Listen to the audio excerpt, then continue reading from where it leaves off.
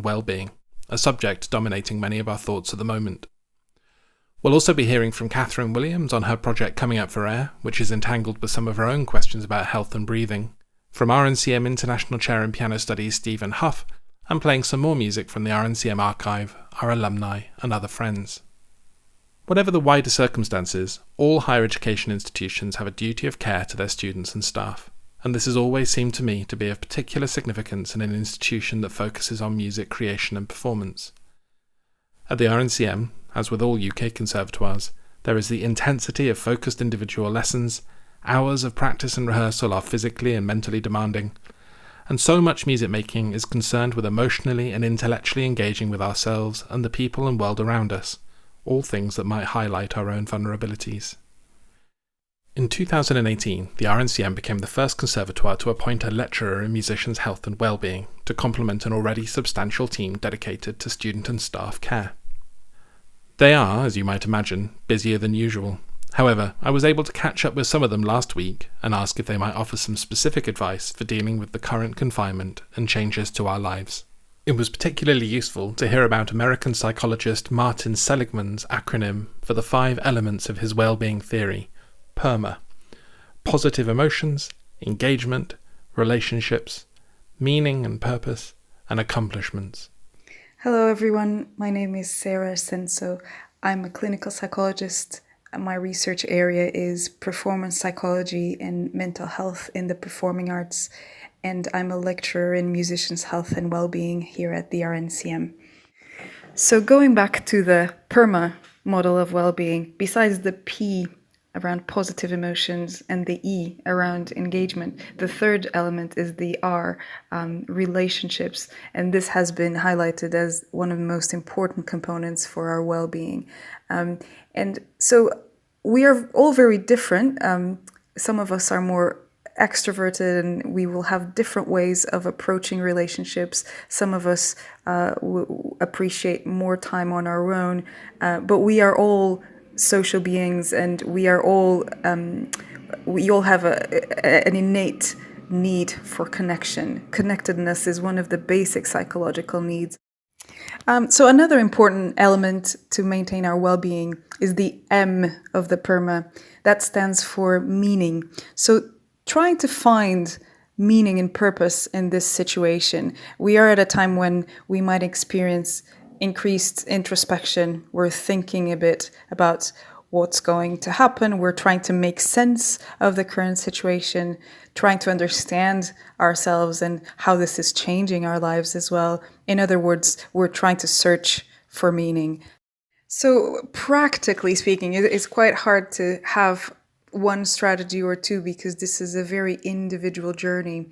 But we know that there are many ways that we can enhance this sense of belonging to something greater than ourselves. And there's an outpouring of stories at the moment of people who found this new sense of purpose in their communities through reaching out, through participating in support to others, through music making and new projects, through just writing down their reflections about this time or connecting with their faith. And when considering finding meaning in this or any other difficult situation, we may find the outcome is better than merely coping. We often talk about resilience. So this idea of bouncing back after a hard time, this idea of enduring the hard time. But there's a fascinating area of research looking at this idea of what we call post-traumatic growth, which is the idea that beyond bouncing back, many times when we go through difficult moments, when we go through traumatic events of different sorts, where our psychological structures are shaken, we actually end up growing in certain areas of our psychological functioning and reaching levels that are higher than before. Some areas that people report are, for example, a new appreciation of life, a new appreciation of relationships, and this has been quite strong recently. People reporting how they start to notice, relationships, how important they are, new dynamics in communities, people appreciating more their community. perceiving new opportunities as well, having a new perspective in our goals, and also spiritual growth, so spiritual connection. And this can mean different things for different people. I was particularly enticed by the notion that this could directly inform the creation of a new artwork. This is a little like that type of Japanese pottery. I think it's called kintsugi, which is when the pottery is broken and then the artist just pulls the pieces back together into a new piece using a golden glue. I've seen it a few times. It's quite expensive, and the idea is that the new piece is much more valuable than the previous one, and it's just the beauty of this gluing the pieces together with gold and strengthening the piece. It's really interesting. It's exactly the same idea as post-traumatic growth. And then finally, the last element of PERMA, the A, stands for accomplishment, or this sense of achievement. And so the idea is that during this time, we can invest in still making progress towards our goals. And it will be really important to have our goals set to give us a sense of control. So what goals, no matter how small, can we achieve today? What challenge can we take on today that will stretch us? And how can we invest in our development today? Hi everyone, I'm Jane Gray and I'm the Assistant Head of Registry for Wellbeing at the RNCM. So my advice for students, staff, family and friends for looking after your mental health and physical health during lockdown, firstly is practice self-care. So what does that mean? It's easy for us to slip into habits like sleeping in late and snacking unhealthily, that's one of mine, and staying in our PJs all day. But if you get up, you have a wash, something simple like that can make a difference and help you start your day. So a good night's sleep, easier I know said than done during a time when we are quite anxious, but just try and keep a regular routine before you go to bed. Try and put down all your devices as well. Those can stimulate the brain a little bit and make it harder for you to relax. I'm Brian Fox, one of the counsellors in a team of 3 that provide the counselling service at college. And we're continuing to work with students all over the globe at the moment through phone contact, by email or via Zoom. My contribution would be to say sleep well, eat well but sparingly, exercise and keep hydrated. 2 litres a day is the doctor's advice. Keep in touch with friends and mentors as well. You need them and you deserve them. Allow time for reflection, but take care not to brood or dwell on what may not have gone well. Nothing you can do about it. The past, it's history. Stay in the here and now as much as you can. After all, it's the only place where you can actually live and make a difference. And for me, multitasking is a bit of a myth and makes it difficult for most of us to do something really well. In my conversations with friends, family, students and colleagues, 2 related but contrasting issues have been raised time and time again. I asked for some particular advice in these areas. So my advice for those that are struggling with living on their own, or they're with others but in quite a small space. So isolation stops us engaging with our normal day-to-day, and human connection, it is vital for our sense of well-being. We need to do this by other means, like video calls and messaging, and all of these things that are being offered to us now, so it is quite easy to do. We don't realise how many spontaneous human connections we have, whether it's buying a coffee or going to the gym, etc., or even just a commute to and from work. So the best way to stay in virtual contact is to download apps and chat, or use those that college have provided for us like Teams and Zoom. Share updates and photos, arrange a virtual pub quiz, or just a get-together with your friends. Maintain connection as much as possible. Living on your own can be really difficult. Most of us are social beings and need the company of others, from time to time at least. Keep in touch with the world outside as far as you can, through friends, inevitably at the moment, mostly through social media, even people you may not know that well. Someone on our road set up a WhatsApp group. They just put a slip of paper through the letterbox with their telephone number on, and it now reaches most of the 30 families who live on the road here. Now there's a daily exchange of comments, requests, offers on a whole range of things, from shopping, helping charities, gardening hints and assistance, all creating more of a sense of community than there's been in nearly 40 years we've lived here. Last Thursday's Clap for Carers, Somewhere Over the Rainbow, was accompanied by an impressive trio of 2 horns and a bassoon, drawn from different households. If you're living with a group in a small space, sometimes it can get a little uncomfortable. One thing that can be useful is to sit down with everyone and just explore some principles that all agree on for this time. Explore boundaries about using the different spaces of the house, explore expectations on each other's schedules, for example, and also identify an area of personal space and preserve that as well. If you can, go out of the house once a day for a walk. Try to plan moments with the people that you live with that are fun moments, with things that you know that everyone enjoys doing. Try to share good news every day, share interesting things you've seen. Even perhaps doing a joint project together of something that everyone would find meaningful. As for coming to terms with those we are obliged to share our living space with, try looking at the values and the things you share and can agree on. Think about what you may be doing that could be putting a strain on relationships. That's not always comfortable. But as Socrates is credited with saying, "The unexamined life is not worth living."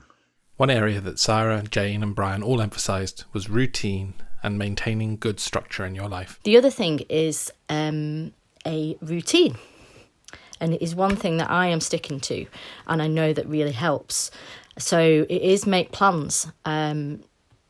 Schedule your day, and create. It is about creating a new routine. Your old routine is obviously you can't do the things that you wanted to do before. In college, there is for all of us some kind of routine, the daily round, schedule, which for better or for worse, shapes or controls our day. Now, the sudden absence of that structure can be unsettling, even alarming. You now have the opportunity to create your own routine for daily living. Think about what you need: sleep, meals, exercise, work, breaks, and recreation, which is actually recreation. All those things that will best meet your needs. Try to fashion your own pattern that helps you accomplish what it is you want to do. So in terms of suggestions for students and staff who are working from home for the first time, this is a really unusual time where all of a sudden, the areas of our lives that used to be fairly separate, family, work, connecting with friends and so on, are all of a sudden happening in the same space. And at the same time, those external rhythms that helped us have structure in our day are not shaping us so much anymore. And if we are home all day, there might be less elements that help us delineate the different parts of the day. And so it is really hard to separate work time from non-work time when we work from home. So we need to really invest this extra effort in making sure that we can create structure in our day. More importantly, reach out if you're struggling to me, our counselling team, friends and family, or someone you trust. And if you're a member of the RNCM and you're struggling to get in touch with our Wellbeing team for any reason, then do email RNCM Radio, the address is on our webpage, and we'll help you make contact. Our first piece today is by pianist, composer and jazz musician George King, who on this occasion is joined by RNCM saxophone and improvisation tutor Carl Raven. The piece is part of George and Carl's 2015 record Scenes from a Life, recorded at the RNCM and released on Odradek Records.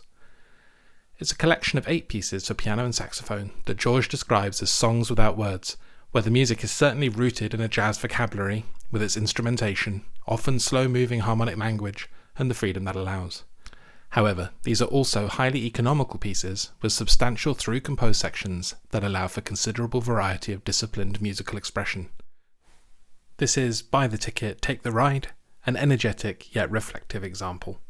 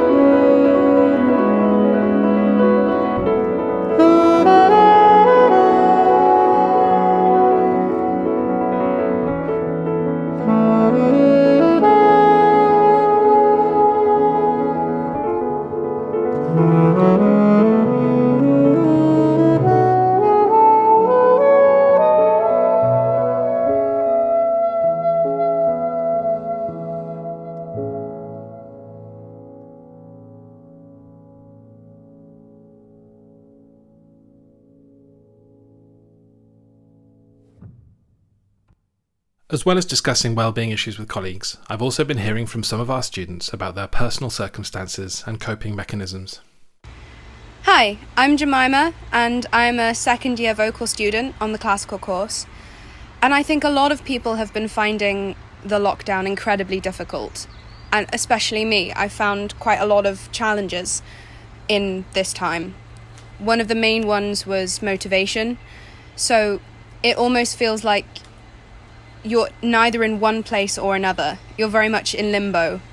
So I've found it really hard to get the motivation to do work because I'm not in college, I'm at home, and it feels like you're on holiday, but you're also not. So it's having the ability to forward plan and to actually be able to achieve something in this term, I think, is a real challenge. Hi, my name's Lavender. I'm living in Manchester at the moment. I didn't go back home for many reasons, but part of it was I am a key worker, I work in Sainsbury's. So yeah, I decided to stay up here and try and live out lockdown by myself in a flat in Manchester. No one else is here. My housemates decided to go home or go stay with a significant other of theirs, and so it is literally just me by myself in a flat. Am I coping? Half and half, I'd say. I'd say that there are days that I really enjoy having the flat to myself and really enjoy having space and time and energy to myself and putting in energy into things and interests that I can actually dedicate time to. Stuff like I've been reading a lot more and I'm really happy about it because I've had a lot of books on my bookshelf. Stuff like I really like gaming and I did none of it during term because I was just so busy with music, and now I've actually been able to dedicate a bit of time to kind of build up those interests and have a bit of fun, really. Hello, I'm Jay Carroll. I'm a fourth-year pianist from the beautiful and exotic city of Manchester that by now we're all very well acquainted with, and I'm here to tell you a little bit about my quarantine experience thus far. So, I'm still here in beautiful Rusholme. Lidl and Worldwide are still on good form. Don't worry, they'll be here to make your student loan continue to go further and further upon your return. I'm currently by myself in my house, which actually has been quite nice. I'm rather enjoying the peace and quiet. No offense to my flatmates, they're wonderful people. I'm usually someone who hates being by themselves. When I've had to live by myself, I really haven't liked it. It wasn't good for my mood, my mental health, no nothing. So hopefully I have some suggestions for you as to how to make this time a little bit more bearable if you're in a similar situation to me. But I think generally the thing that's really hard is when you're sitting at home and you've had a lot of time to try and adjust to everything. And my adjusting time was literally just lying in bed, watching Netflix and doing nothing because I had no energy or motivation to do anything. It was really worrying. And then you scroll through social media or something and you see all of these people doing all these amazing things with their lockdown time. Oh, look, I've got this new hobby. Oh, I've been doing yoga every day and now I can put my ankle behind my head or something. And you're sitting there, especially if you're still in the adjustment period, and you're going, well, aren't I horrible? Like, I can't do any of that yet. Why haven't I used this time? And you start kind of ratting on yourself for not doing anything. But I think the important thing to remember, if you're still in that place, is that it's okay to take as much time as you need to actually adjust to what's happening. So, how am I not going insane? I am practicing acceptance. So, acceptance of the now, of my circumstances, of myself, all its facets. Because I think right now you can't be running away from yourself because there's nowhere to run, really, is there?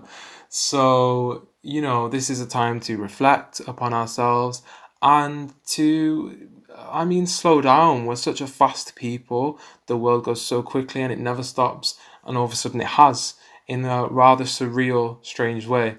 So I think this is a really good opportunity for us to actually slow down and reflect on who we are and how to exist alone, really. Because how often do you just exist by yourself?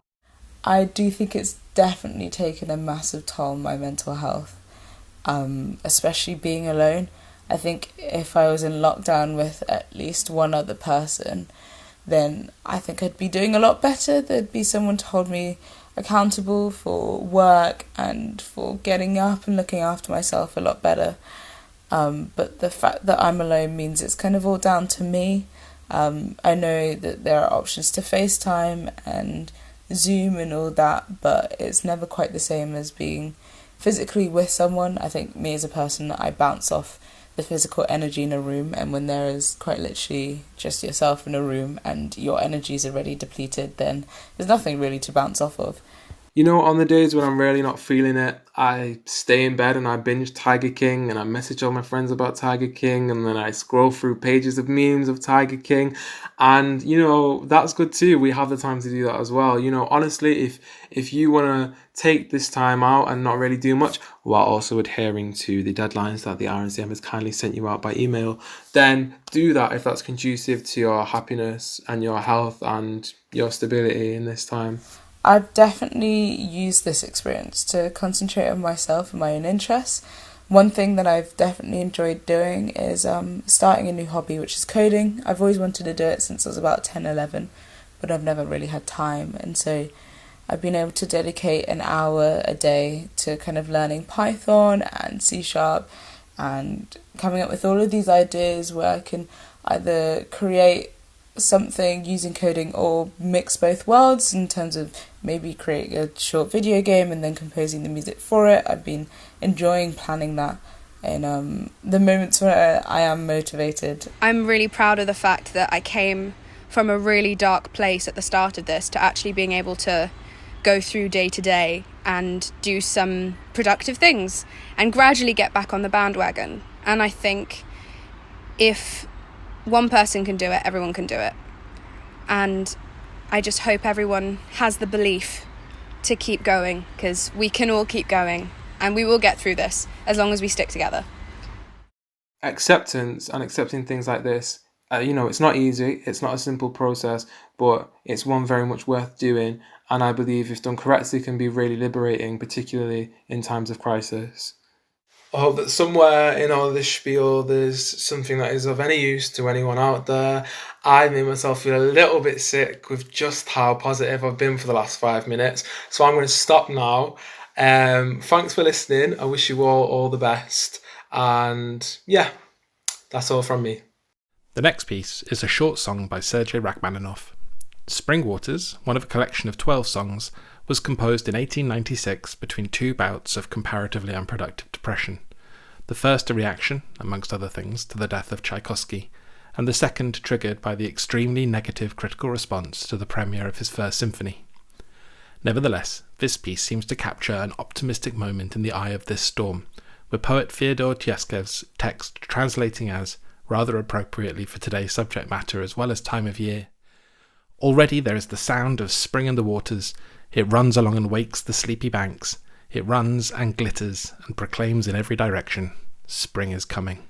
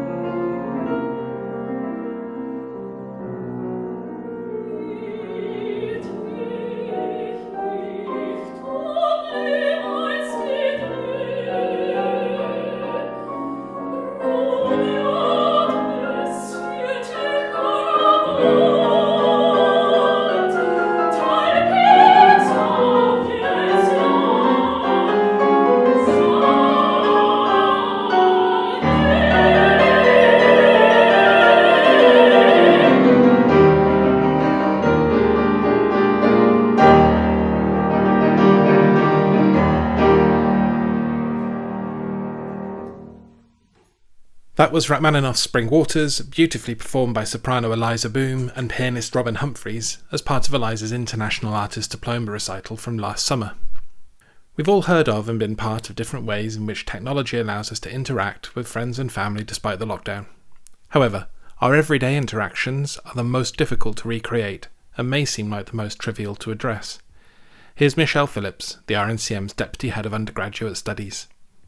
I always feel good and happy when I'm interacting with people, and usually we get lots of chance to spend time together in our lives at the RNCM.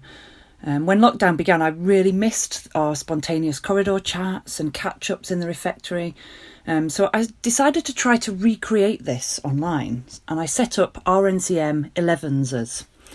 This is a tea break at 11 a.m. every weekday, to which all RNCM staff and students are invited. It's been running for about a month and it's been wonderful. So much fun, definitely a highlight of my day. Staff and students have joined us from around the world. Early in the lockdown, we chatted with students in quarantine in Hong Kong, and every day different people drop in for a break and a natter from their own corners of the UK and around the world. Today we talked about final year composer Sebastian's scholarship for his masters at Juilliard, so we could all congratulate him together. Yesterday we discussed how the world is responding to the virus artistically, and a fascinating part of that was we heard from one of our previous exchange students at our partner institution in China, and he was telling us about how art is now starting to be produced reflecting on the virus, and a lot of it is being received very cynically as capitalising on this horrible virus. We've had some really hilarious and personal conversations about how everyone is, what we're doing with our time, recommendations, things to watch on Netflix. I'd really encourage everyone to drop in. It's 11 till 11:30 a.m. every weekday throughout the whole term, and it's always a lot of fun. And it's through these everyday interactions that more elaborate ideas can naturally emerge. Each day I have quite a few catch-ups with students across all years of the programme, undergrad, postgrad, and I enjoy chatting about how we're all doing, how we're keeping our health and well-being positive. And I've had some great chats with Jemima Gray about Theory 2 work and about what sorts of things we're both doing with our time. We've discovered we both love literature, so we've decided to set up an RNCM book club. I think this is going to be great fun. It'll definitely boost my day. Michelle and I are starting this book club for RNCM and for anyone who really enjoys reading and wants to be a part of a book club. And it's going to be, the first session is on the 11th of May. And this is going to be a really fun, really light-hearted club just to talk about literature in a really safe space, in a friendly space. So the first book for this book club is Sputnik Sweetheart by Murakami. And it's my recommendation, so I really hope people like it, because that would be a bit awkward if everyone reads it and it's like, no, everyone hated it, great, okay. But I really loved it. I think it's incredibly written, it's extremely poetic.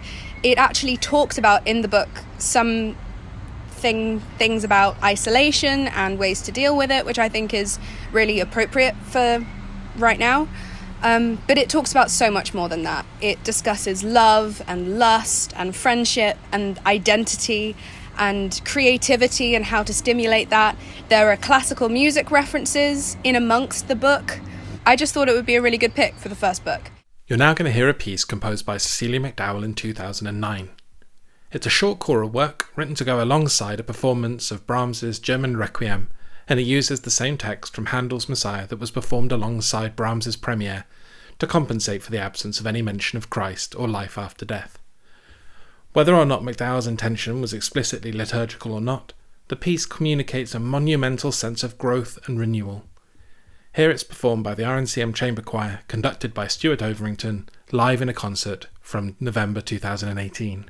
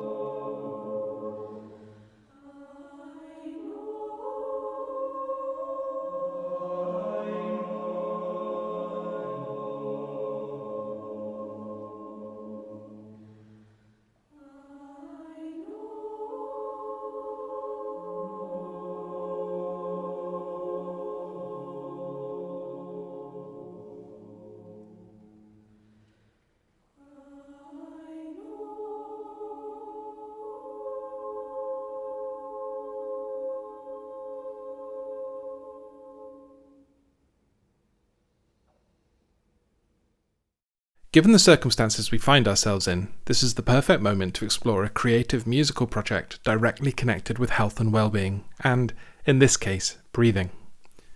Catherine Williams is a flautist, composer, and RNCM alumna of our undergraduate, master's, and international artist diploma programs. Coming Up for Air is a project that I started in 2017 as a response to healing from a sinus operation that I needed in order to keep playing the flute and keep pursuing my career as a performer. And I realized how severed the relationship was between expression and breathing, and how I was always so stressed about breathing quietly and elegantly enough, make it sound like it was within the phrase, when really my body would be screaming for air and I would be doing all kinds of strange things to try and support what little air I had. So I realized that I really just was playing music one breath at a time. And then I just had this light bulb moment when I thought, what would happen if music was one breath long on purpose? So I'm very lucky that I've got some really nice composer friends and colleagues, and I asked 14 of them if they might want to make a one breath piece.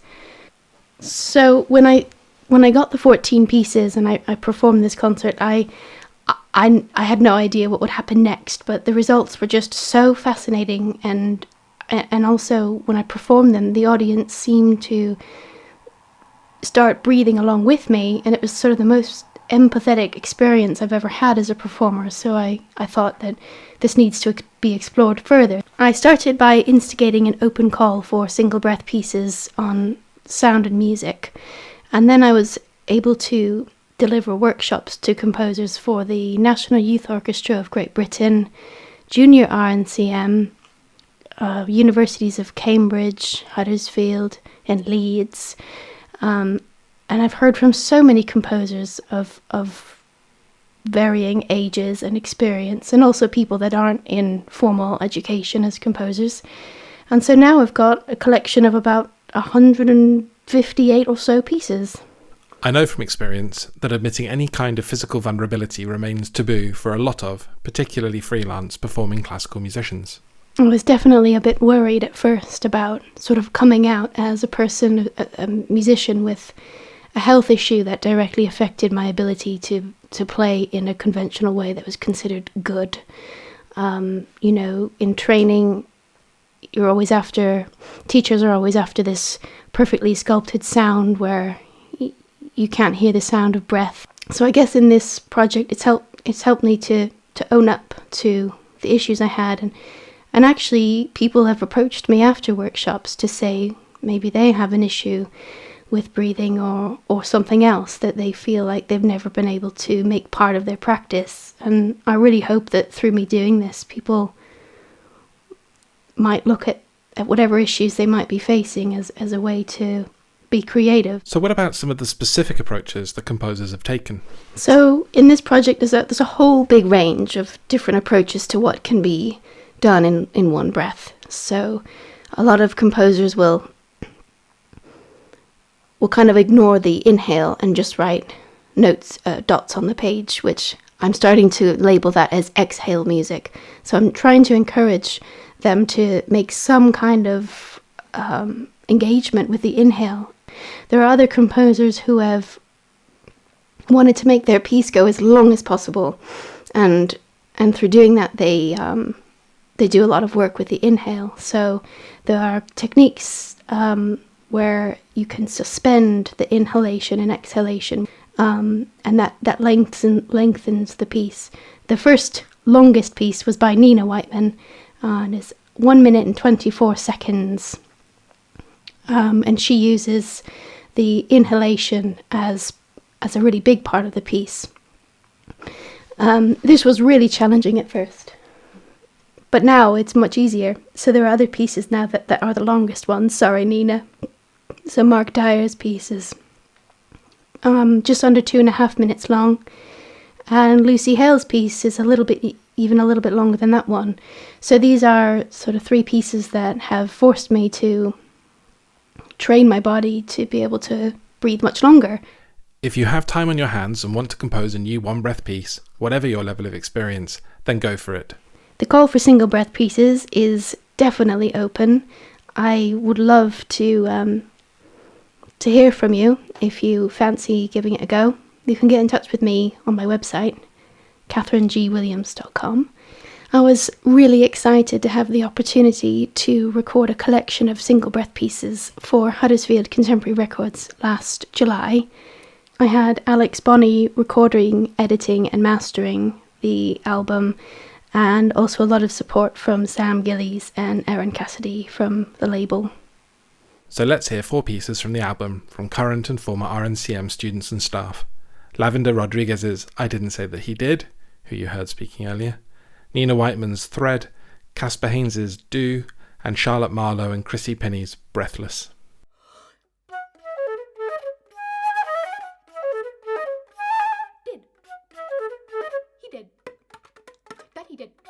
Say that he did. Didn't say that he did. I didn't say that he did. He say didn't. That I didn't. I didn't say. I didn't say that. I didn't say that he. I didn't say that he did.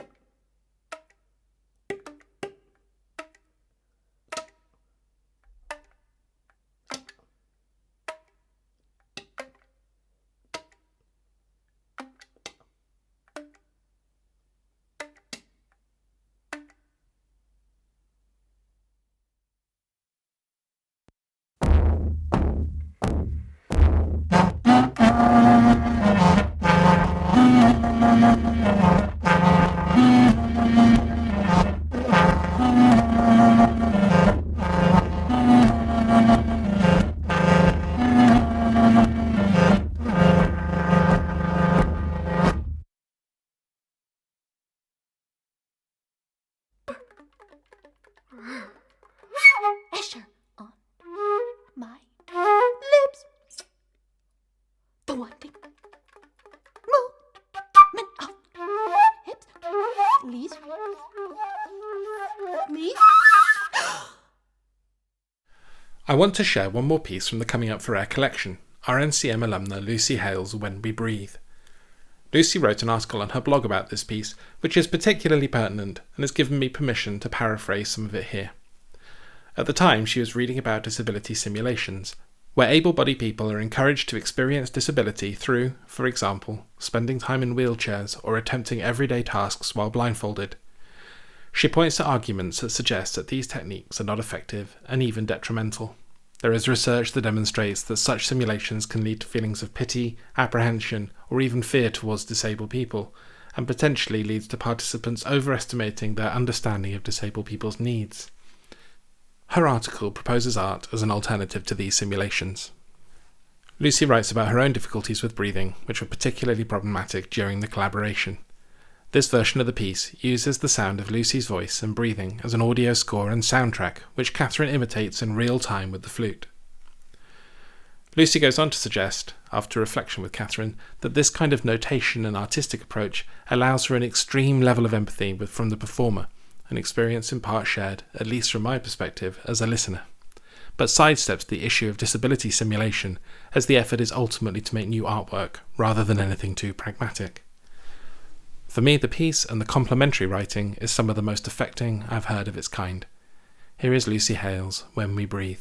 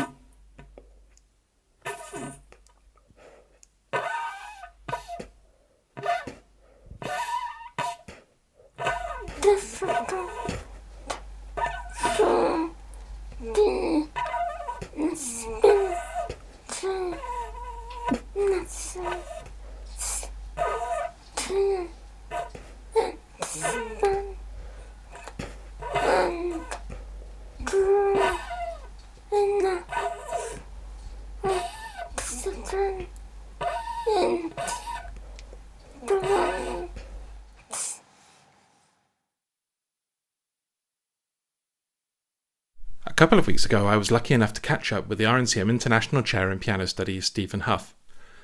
He is a distinguished performer, composer and writer, the latter skill on display in a poetic article written for The Guardian, which captured the contradiction of fear and tragedy all around us, with the guilty pleasure of having time to think, write and read. Yeah, I'm surprised how many people read the article and wrote to me. In fact, a lot of private messages sent to me, people I know and people I half know, musicians, conductors, and so on, just saying how it had struck a note. Because I think I'm not even sure that it's ever been written about in fiction, because it's a unique situation, isn't it? Of course, human beings go through crises in every generation. But the one thing we've always been able to do was gather together to support each other, and during the war, my mother in North Wales, having a cup of tea with her neighbors, there could be bombs falling, but nevertheless, that connection was there. And I think what's so difficult about this is partly that the enemy, if you like, is invisible. And the other thing is that we can't do that thing that we most want to do when we're feeling distress, and that's give comfort to and receive comfort from neighbors, our family, our friends. And so that's the thing that I think has made this so poignant. And as a musician, of course, we have the situation that our whole communication, it's about reaching out to people with the music, through the music. And again, that's something that has been stopped, at least in the way that we're used to doing it so much as performing musicians. However, the situation, as Stephen's article describes, has its positive features. Well, I have to be honest with you. This time has been an incredible gift to me, although, of course, there are awful things going on and uncertainty, and I'm not earning any money, and I'm watching my bank account get smaller every day. But I've been composing every day. In fact, just when you rang, I'm working on a string quartet at the moment for the Takash Quartet, and it's due next year. And I thought I would have time, but it was going to be tight. But I've just been immersing myself in it, and I've never had the chance to do this before because I've always been playing and traveling and had deadlines of learning. And so I've really relished this time. I asked, given his own preoccupation with composition, whether this is something he encourages his piano students to experiment with. I would. Well, I have 2 students at Juilliard. That's the most teaching I do is there. And yeah, the minute we had this lockdown, I mean, the head of the department said, well, we need to be creative about, what we do with the online things, but are there other options? And I did some Skype lessons, and, they're okay. I wouldn't want to do it always like that, because I think the interaction directly with the student is so important for me. That I like to hear something, talk to them, look at them, see what they're doing, demonstrate, hear it again. And all of this takes too much time in Skype, and the connection, in more ways than one is so often lost. But I did say to both my students, well, what about, and I find this is a very good way into composing if you've never composed anything. What about a transcription? Why don't you both take a song that you like, it can be something very simple, a Brahms song, and make a piano transcription of it. Way into being creative, and yet you don't have the responsibility of actually making up your own material, but you're getting used to the craft of what it is to create sound. And if you're thinking about trying this, especially for the first time, don't be frightened to start small. It can be very, very simple. There's a wonderful YouTube clip of Gerald Moore, the accompanist, playing Andi Musik of Schubert, the song. And basically, he just plays the accompaniment of Schubert and puts the melody on the top. And it makes a very, very beautiful piano solo. I mean, that's on the simplest possible level. Of course, you can then take transcriptions to, where they become like, let's say, the Busoni Carmen fantasy, where he completely changes everything and makes it into a sort of semi-modernist take on Bizet. And you can, I think, with composing, very often it's a matter of confidence. It's like speaking a language. You just need to start doing it, and as you do it, you gain technique, you gain ideas, you gain confidence.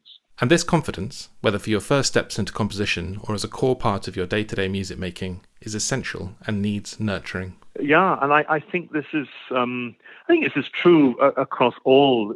I think with studying the piano, people are so often afraid. I don't know what it is about the education system at primary school level, but people are afraid to make mistakes, which I think is one of the worst things. We should relish the mistakes that we make in the practice room. I mean, not obviously on stage, but without making mistakes, you can never make any progress. And I think very often this is something that, a student will come in and play, and the mistake, the wrong note, is the thing that bothers them the most. And actually, that's the thing that I'm bothered about the least, really. Because, they're going for it and to do something. And I think that's true with composing. You can't think, well, should I write in that style? Or maybe this is too much of this or too much of that. You really have to and just go right to the bottom of your own creative barrel and scrape out whatever's there and do it. And just, you can always edit later and reject things. But I think unless you have that initial confidence, as you said, that's the most important thing. Beyond composing, I asked Stephen if he had any advice for our piano students, especially as some of them have limited access to quality instruments. Well, I think there are some things that are important. Obviously playing an instrument is very physical. It's every kind of artistic, esoteric thing, but in the end, it's actually, you're like a sports person. And I think I would say, if there's any way, even if you've got a very unsatisfactory electric keyboard or whatever it is, try and keep the muscles loose and in shape. Because when you come back to a real instrument, you don't want to jump in, otherwise you could do some physical damage. And so I'd say also, and this is something that I do quite a bit myself, if you can kind of just massage your own arms and hands and wrists just gently and tease out the tension in there, that's also a very important part for me of keeping physically in shape. And then I think the other thing is, take it as an opportunity to read. Read the lives of the composers that you're playing, their letters, things that they wrote themselves, words that they wrote themselves. enjoy the time that you have to do that. Try and look online at the art that was being done at the time. And also, write words, just keep a diary even, how you're feeling during this period, or make notes of the things that you want to do once you can get back to the piano, compile a repertoire list, put together recital program ideas, put together chamber music ideas, connect with your friends in that way and start planning for the time, when you will be beyond this. Finally, Stephen had just completed a new set of recordings of the Beethoven piano concertos. What was his own process when approaching such a monumental cycle? Well, actually, funny enough, with Beethoven, I haven't thought beyond. Well, one thing that did change my way of thinking about Beethoven was reading that massive biography of Napoleon by Andrew Roberts that came out a couple of years ago. I knew about Napoleon only in the most basic way, but this really brought his personality to life. And I know that Beethoven was a huge admirer of him, at least in the early part of Napoleon's career, until he crowned himself emperor. And then Beethoven, of course, famously tore up the dedication page of the Eroica Symphony, because that was the opposite of what he'd admired Napoleon for, which was being a man of the people and of being, an ordinary man who was talking about equality and fraternity and liberty and so on. So I think that side of it with Beethoven I found very, very helpful. But those are pieces that, of course, you grow up with when you're at college and before, and you hear them and you teach them. But I think what was interesting about the cycle for me was how, in a way, it traces the whole of Beethoven's creative life. The second concerto being written first is actually was in the Bonn years, and so it's pre-Opus 1. It's before he went to Vienna. So, we start with that second concerto, and you see Beethoven in embryo. It's not really his full voice yet. I find that very interesting. You hear, of course, you can sort of take certain, but that sounds like Haydn, that sounds like Mozart, that's a little bit weak, and so on. And yet, somehow, something is going to come out of this, because there are those little sparks of genius. And then, of course, by the first concerto, you see totally the personality of Beethoven, still shadowed by Mozart. The opening could very easily be the opening of a Mozart opera.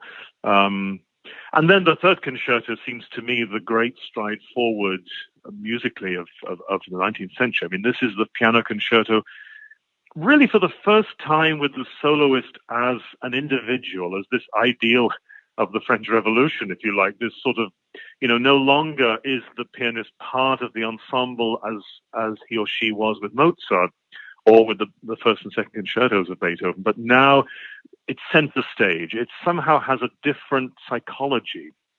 And he starts this idea of the piano concerto as a dialogue and an argument even between soloist and orchestra. He sets them off against each other, and that became the template for the whole genre from that third concerto on to the present day. Then, of course, you have the fifth, where everything is bigger. The keyboard now is bigger. It has more keys. It has a bigger frame. It has, the hammers are bigger, stronger. Everything about it. The orchestration is larger. The form it's bigger than any concerto up to that point. And for me, the fourth concerto is actually a little prophetic of the late period. I find there's a kind of fragility there, an intimacy, which you don't get often in that middle period Beethoven, where you feel his limitless confidence somehow in the material, in his gift, in the direction of where he's going, and also the sense of contemplation that you get in the fourth concerto. So, yeah, I think the five concertos kind of span virtually the whole of his creative life. Stephen's new cycle of Beethoven concertos is out next month on Hyperion with the Finnish Radio Symphony Orchestra conducted by Hanno Linto. Stephen will be donating all the royalties from his album to Help Musicians, a charity that have historically taken action for many musicians, including funding Catherine Williams's career-saving surgery, and are on the front line in helping musicians through the current crisis. We're going to end the programme today with 2 tracks from Stephen's Dream album, also released on Hyperion in 2016. The first track is his arrangement of the Northumbrian folk melody, Blow the Wind Southerly, and the second is his own composition, Lullaby, both distinguished by their courageous simplicity and exquisite pianism.